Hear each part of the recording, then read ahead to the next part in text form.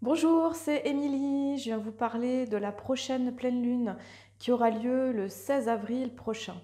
Alors déjà, pour commencer, c'est pour vous signaler qu'il reste encore des places pour la conférence en ligne vibratoire méditation avec Julien Delumeau sur les énergies planétaires de Jupiter et Neptune en Poisson. Ça aura lieu mercredi 13 à 20h45 sur Zoom. Donc n'hésitez pas à vous inscrire. Donc ça sera une méditation vibratoire avec voir comment Jupiter-Neptune aspecte votre thème natal et faire descendre ces énergies pour les intégrer à un niveau encore plus profond. Et puis vous dire aussi que Luna Project se poursuit. La prochaine session aura lieu le vendredi 15, juste avant la pleine lune. Et voilà, si vous souhaitez vous inscrire pour une séance, 3 ou 6 séances, ça reste tout à fait possible. Vous pouvez me contacter avec emiliemettet.com. Alors, je rentre dans le vif du sujet de cette pleine lune détonnante. Alors, je dis détonnante parce que en fait, cette pleine lune se trouve au carré. Soleil et Lune sont au carré de Pluton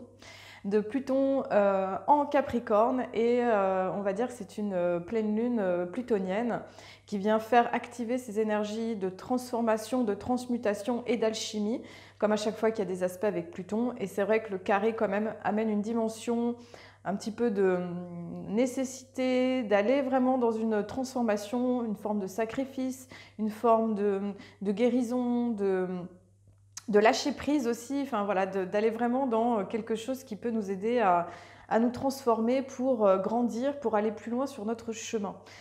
Alors, je regarde la carte du ciel, donc le soleil et la lune, donc la lune se trouve dans le signe de la balance et le soleil est dans le signe du bélier, donc on est toujours dans le signe du bélier, donc on arrive à la dernière phase et donc on est vraiment dans cet axe. Le bélier représente le moi et la balance représente la relation à l'autre, ce partenariat, ce couple, comment justement on est en relation et bien la pleine lune, comme vous le savez si vous suivez ces vidéos, c'est vraiment un moment d'apogée, c'est le moment aussi un petit peu où on voit les graines qu'on a plantées au moment de la nouvelle lune ou ce qui s'est passé au moment de la nouvelle lune, eh bien, qu'est-ce qui émerge au moment de cette pleine lune qui est vraiment un temps d'ensoleillement, en lunaison maximum, où il y a beaucoup de... L'énergie de la manifestation, elle est très propice. Alors au moment, à heure de Paris, c'est assez drôle parce qu'on est ascendant Scorpion et il y a vraiment cette notion, cette nécessité, hein, je dirais même de transformation, de guérison, c'est très plutonien hein, finalement, je trouve que ça va dans le sens de ce carré avec Pluton. Alors, la lune en balance, elle va nous mettre quelque part au défi de regarder notre sensibilité relationnelle et de voir peut-être les schémas à transformer, qu'est-ce qui est à guérir au niveau de nos émotions, de notre sensibilité, peut-être de notre manière d'entrer en relation, peut-être de voir s'il y a des dépendances, s'il y a des tendances en fait à aller guérir, à les transformer. Parce que je vous rappelle, au moment de la nouvelle lune qui était le 1er avril. On avait une nouvelle lune qui était assez intense, qui était en lien avec Chiron, donc Chiron le guérisseur, ce centaure en fait qui a une blessure incurable et qui nous invite à aller prendre conscience de notre blessure originelle ou des différentes blessures en fait qu'on a en fait chacun dans nos vies, on peut en avoir plusieurs, et d'aller mettre la lumière dessus. C'est vrai qu'on est au moment du printemps, donc on sort de l'énergie de l'hiver, qui est cette énergie un peu sombre, cette énergie un petit peu intérieure.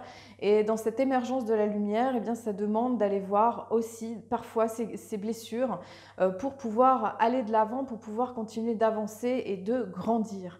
Donc on est vraiment dans une pleine lune, dans un moment qui demande quelque part d'oser avancer, d'oser grandir, apprendre des leçons, peut-être faire une forme de sacrifice pour avancer dans le sens de ce qui est important au niveau de notre âme et de notre être véritable. Cette pleine lune aussi, elle se trouve juste avant Pâques, donc dimanche de Pâques, et dans la symbolique, Pâques c'est vraiment, en plus on sera dans cette période de jeudi saint, vous savez, cette période où le Christ, en fait, il est dans le royaume des morts et puis il va renaître le lendemain. Donc on est vraiment, c'est vraiment très en lien avec Pluton, justement. Comment on fait cette traversée de ces 3 jours, finalement, d'obscurité à l'intérieur pour pouvoir émerger au moment de Pâques, pour pouvoir renaître dans une nouvelle lumière, dans une nouvelle énergie pour justement cette année 2022 de pouvoir être dans cette émergence et dans ce rayonnement intérieur et cette nouvelle vie en fait que représente l'énergie de Pâques. Alors, au moment, donc je vais vous lire le degré Sabian, ça fait longtemps que je ne l'ai pas fait, mais je trouvais qu'il était pertinent. Bon, je le trouve pertinent parce que tout simplement parce que c'est celui de mon degré de naissance avec la balance, 26-27 degrés. Donc 26 degrés, c'est un aigle et une colombe se changent l'un dans l'autre. Interaction de la volonté spirituelle et du principe d'amour quand des problèmes cruciaux voient le jour. Cette suite de symboles concluant la phase balance du cycle concerne les problèmes que rencontrent ceux qui cherchent à accomplir une vie de relations plus élevée. On trouve ici le jeu réciproque entre Yang et Yin. Lorsque le cercle du Tao tourne rapidement sur lui-même, Yang et Yin paraissent se changer l'un dans l'autre. La conscience opère au-delà de la dualité parce que les énergies polarisées de l'âme ou esprit, la volonté et l'amour, quoique toujours distinctes, œuvrent dans un dessein unique. Ici, c'est l'occasion de faire jouer différemment à un degré supérieur les forces polaires présentes au sein de la personnalité, encore loin de sa maturité, et insérer à un nouveau cadre. Le mot-clé, c'est initiation, convient à cette phase, mais il existe de nombreux niveaux d'initiation. Effectivement, donc on passe, c'est vraiment intégrer ces énergies de polarité, de dualité, pour aller au-delà. Et à 27 degrés, parce que c'est intéressant de regarder justement les deux, on est à 26-46, donc on est entre les deux. Un avion vole très haut dans le ciel dégagé, une conscience à même de dépasser les conflits et les pressions de la vie personnelle. Ce tableau dépeint la capacité latente en chacun de nous de prendre une certaine distance par rapport au stress que nous impose l'existence dans ce monde marqué par la dualité. Grâce à l'esprit, soutenu par les efforts et les luttes des générations passées ainsi que par la coopération des autres hommes, le sujet peut acquérir une perspective nouvelle sur les problèmes humains et gagner la liberté et la paix en un monde supranaturel. Ce degré contraste avec le précédent, car si le premier concernait la coopération entre des énergies polaires, celui-ci nous introduit à la sphère de l'unité transcendante à toute polarité. C'est un stade d'entendement supérieur. Alors c'est intéressant parce que ça nous demande quelque part de nous élever au-dessus, au-delà des polarités ambiante, que ce soit au niveau de la société, peut-être au niveau de ce qui va émerger. Par exemple, en France, aujourd'hui, c'est le jour des élections. On va voir ce qui va émerger de tout ça. Voilà, de ce qui peut émerger par rapport à ce qui se passe avec la guerre Russie-Ukraine, tout ça, là. Enfin, voilà, toutes ces choses-là et comment, finalement, on arrive à transcender, finalement, toutes ces dualités, finalement, qu'on peut vivre dans l'énergie collective, qui, en ce moment, est quand même pas mal chahutée, chamboulée, qui demande beaucoup de centrage. Et puis ces énergies personnelles où ça nous demande un défi finalement de croissance, d'aller plus loin. Alors chacun va le vivre différemment selon là où il en est, selon l'expérience qu'il a besoin de vivre ou intégrer. Vous dire aussi que le 1er avril, autour de la dernière nouvelle lune, il y a eu beaucoup d'éruptions solaires, il y a eu beaucoup de pression géomagnétique au niveau de la Terre, il y a eu des poussées très très fortes et ce qui a induit un changement vibratoire autour de cette dernière nouvelle lune. Donc je voulais le préciser parce que je trouve qu'il y a eu beaucoup de changements énergétiques. Déjà, pour certaines régions, il y a eu de la neige, un retour du froid, vraiment comme un changement vibratoire énergétique qui s'est manifesté aussi par la météo, mais aussi par un changement vibratoire on dit qu'il y a eu aussi une poussée des ondes Schumann, électromagnétiques, tout ça là, et que du coup, ça induit une poussée vers une croissance intérieure et que cette croissance intérieure, parfois, elle peut être un peu douloureuse, comme peut-être le bourgeon qui sort de son écosse et puis qui demande quelque part qui sort, mais ça demande de faire éclater finalement la zone de confort ou le cocon dans lequel on était pour pouvoir émerger dans cette force de printemps. Alors aussi, le grand événement de l'année 2022, qu'est-ce qui se passe le 12 avril? C'est, ça y est, la grande conjonction entre Jupiter et Neptune. C'est l'événement majeur de l'année qui est particulièrement fort et important. Il est déjà en aspect depuis déjà, je pense, à peu près 2 semaines. Et puis certains le ressentent déjà depuis au moins 1 mois parce que c'est une force énergétique qui est très puissante. Alors, qu'est-ce qui se passe avec Jupiter-Neptune? La dernière fois que Jupiter-Neptune était dans le signe des Poissons, c'était en 1856, si je ne me trompe pas. On était à peu près à l'époque des romantiques. Bon, c'était juste après la période de la Deuxième République. Il y a eu à cette période aussi l'abolition de l'esclavage. Enfin, on était dans une période un petit peu où il y a eu beaucoup de choses qui se sont manifestées par le courant aussi littéraire des romantiques. Aussi vous dire que alors que du coup cet aspect il est particulièrement fort parce qu'en fait les deux planètes maîtresses des Poissons c'est Jupiter et Neptune et c'est particulièrement intense d'avoir justement ces deux planètes qui sont dans leur signe et ça c'est particulièrement très très fort. Donc là on est dans une exaltation de l'énergie Poisson qui va nous donner justement toutes les qualités de l'énergie Poisson, c'est-à-dire spiritualité, transcendance, inspiration, guidance. Mais aussi, ça peut créer, selon là où on en est, là, selon où on traverse, on peut aussi, ce que je vous avais expliqué dans ma précédente vidéo, c'est que ça peut aussi nous mettre dans des illusions, ça peut nous embrouiller. Des fois, on peut avoir la sensation qu'il y a un manque de clarté, la confusion aussi par rapport aux médias. Voilà, il y a toutes ces vibrations, enfin, il y a toutes ces, je dirais, ces strates en fait à dépasser. Il y a aussi, il peut y avoir la notion de folie, la notion de mirage, d'illusion, d'astral. Voilà, donc ça va demander quelque part d'aller traverser toutes ces zones-là. D'aller au fond de cet océan, d'aller justement nettoyer en fait le fond marin pour aller justement dans les profondeurs, je dirais lumineuses, pour pouvoir s'élever justement dans les spirales qui nous aident à nous élever dans des vibrations de plus en plus pures. Et dans ces vibrations de plus en plus pures, ça demande quelque part de se délester, ça demande quelque part de se connecter, ça demande vraiment de rester axé finalement dans sa verticalité. Et c'est assez exigeant comme aspect. C'est un aspect très fort. Alors, il peut inspirer sur un plan créatif, artistique, au niveau humain aussi, ça peut donner des tendances compassion, amour inconditionnel, don de soi, vraiment les énergies très belles du Poisson, hein, il y a aussi tout ça. Donc voilà, cet aspect Jupiter-Neptune, il est très fort, il est très intense. Je pense qu'il va colorer nos vies, il va venir nous enseigner et ça va demander finalement d'intégrer ces énergies particulièrement puissantes.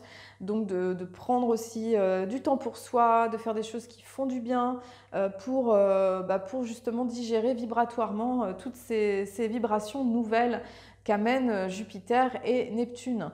Parce que, alors ce qui est intéressant, voilà, donc je vais embrayer sur donc Mars et Vénus, ça y est, ils sont plus conjoints, ils sont plus ensemble comme ça là dans le zodiaque.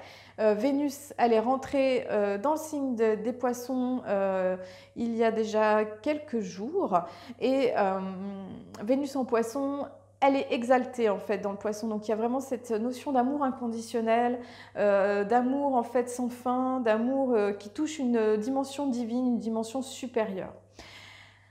Vénus, justement, qui est passée dans le Poisson, elle avance plus vite que Mars. Et quelque part, donc, dans ce couple Mars et Vénus, qu'on a tous à l'intérieur, c'est vraiment cette notion du couple intérieur, mais du couple extérieur. Et Vénus, quelque part, elle laisse Mars derrière elle. Mars qui est le conquérant, Mars peut-être dieu de la guerre, celui qui prend les armes, pour se diriger vers le flot de l'amour inconditionnel de Neptune et de Jupiter. Elle avance plus vite là et elle rejoint justement cette belle conjonction Vénus, Neptune et Jupiter dans une dimension d'amour exalté parce que ça explique aussi ce besoin finalement dans ce féminin sacré d'aller rejoindre une dimension d'amour inconditionnel et de lâcher finalement peut-être des vieux schémas liés à la relation amoureuse, liés à la conquête, liés à la guerre, liés à une forme de dualité. Je vous rappelle qu'il y a aussi le symbole sabian de cette pleine lune qui demande quelque part de s'élever au-delà des dualités, de transcender comme cet avion qui est dans le ciel et qui semble quelque part s'élever au-dessus de tous ces nuages pour aller dans quelque chose de supérieur. Alors ça va nous demander quelque part de lâcher des choses, d'oser avancer, peut-être de transformer certains schémas. Mars est à la fin, non, commence le poisson. J'ai cru qu'il était encore en Verseau. Non, Mars est en tout début, va commencer l'énergie du poisson, donc ça va lui donner une autre dimension. Mars en poisson, c'est du feu avec de l'eau. Ça viendra adoucir quelque part ce Mars, ça viendra lui mettre une dimension plus intuitive. Mars sera conjointe aussi avec Junon, donc demandera une forme d'union par rapport à une forme de positionnement intérieur et de pouvoir regarder les choses d'une autre manière. Elle est encore en Junon, elle est encore en Verseau, hein, elle demande aussi d'intégrer les nouvelles formes à l'intérieur de nous. Voilà, donc on a vraiment tout cet aspect d'initiation, d'amour inconditionnel, de passer un cap pour pouvoir grandir et pouvoir intégrer une nouvelle dimension. Ensuite, on a un autre aspect qui est important, c'est Mercure, hein, qui est dans le signe du Taureau. Donc Mercure en Taureau, c'est plus une façon de réfléchir, qui prend son temps, une manière de communiquer, qui va aller dans la profondeur, dans la lenteur, le temps de vérifier, de maturer les idées. Et on a Uranus qui est dans le signe du Taureau, donc les deux vont commencer à être en conjonction. Donc Mercure et Uranus, donc en plus Uranus c'est l'octave supérieure de Mercure, c'est-à-dire que c'est une façon d'appréhender l'information. On va dire que Mercure c'est plus en lien avec le mental et Uranus c'est le supramental, c'est l'intuition à un niveau très élevé.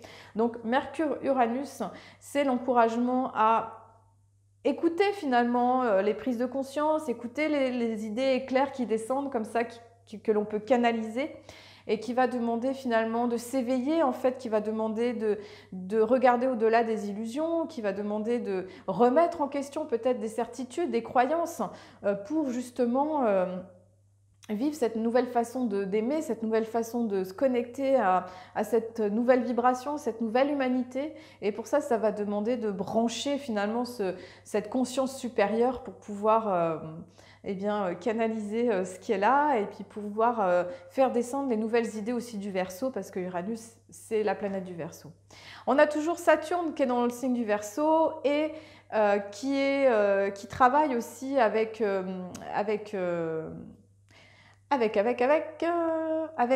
fait un trigone avec la Lune en Balance et va aider justement à structurer les choses. Et c'est vrai que l'initiation de Saturne, ça va être de poser la question, de savoir si on veut rester dans le nœud sud en Scorpion, donc dans les passions, dans peut-être les crises et destructions, les choses comme ça, ou si on veut construire dans l'énergie du Taureau. Donc il va y avoir un petit peu ce choix qui est posé au niveau des énergies collectives et des énergies personnelles. Savoir qu'est-ce qu'on choisit finalement au niveau de cette orientation, et Saturne va poser cette question-là, donc nous questionne par rapport à des choix que l'on fait, parce que sur la Terre, on a quand même cette notion de libre arbitre. Alors, je voulais vous signifier que pour le calendrier Maya galactique, on est dans la lune planétaire depuis le 4 avril, c'est celle qui manifeste les choses. Après 9 mois de gestation, on accouche et on manifeste. C'est l'énergie du chien qui parle de compassion, de fidélité et de loyauté. Et on a passé l'onde de la lune rouge, je ne sais pas si vous l'avez senti depuis le 28 mars, c'était vraiment, puis en plus c'était vraiment le moment aussi de cette nouvelle lune. Il y a eu, je pense, pour certains, des guérisons de schémas, des remontées émotionnelles. Moi, je trouve que c'était une période particulièrement intense, cette lune rouge combinée avec Chiron, combinée avec la nouvelle lune, et qui a pu faire remonter justement peut-être des émotions, des schémas, des événements pour justement les trier, pour pouvoir les intégrer, pour pouvoir les guérir. Et des fois, c'est vrai que ce n'est pas toujours confortable les situations qui sont présentées, mais c'est toujours pour nous aider à grandir au-delà de tout ça. Et là, depuis le 10 avril, aujourd'hui, on est dans l'onde du vent blanc qui va faire souffler un vent de changement, un vent de nouveauté. Et ce vent, il nous inspire au niveau de la communication, au niveau de comment on pose les choses, de comment on dit les choses, comment on est inspiré par l'esprit et comment on va être guidé. Voilà, écoutez, et puis après on passera le 23 avril dans l'onde de l'aigle bleu qui nous montrera une vision du futur, de ce que l'on veut créer, de ce que l'on veut manifester au niveau de notre humanité pour pouvoir avancer. Et après on passera aussi dans l'énergie du Taureau. Bon, écoutez, je vous remercie d'avoir regardé cette vidéo. Si vous souhaitez vous inscrire pour la méditation du 13 avril, je vous mets le lien. Vous pouvez voir sur le site de mon ami Julien Delumeau. Et puis pour Luna Project, vous pouvez aussi vous inscrire par mon mail. Et puis, je vous souhaite vraiment un beau passage là, quand même, assez intense. Et je vous dis à très bientôt pour les énergies de la nouvelle lune. Merci!